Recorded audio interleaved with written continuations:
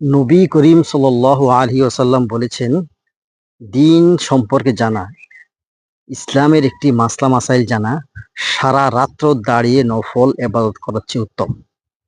এই জন্য মাসালা জেনে আমল করলে শয়তান ধোঁকা দিতে পারবে না, আপনার আমলগুলো বিশুদ্ধ হবে, এটা আল্লাহর নিকট গ্রহণযোগ্য হবে। এই পর্বে আমরা জানবো হেরাম সম্পর্কে। এহরামের দুটি ফরজ, তিনটি ওয়াজিব। দুটি ফরজ, একটি হচ্ছে নিয়ত করা, আরেকটি হচ্ছে মিকাত থেকে হেরাম বাঁধা। পক্ষান্তরে তিনটি ওয়াজিব।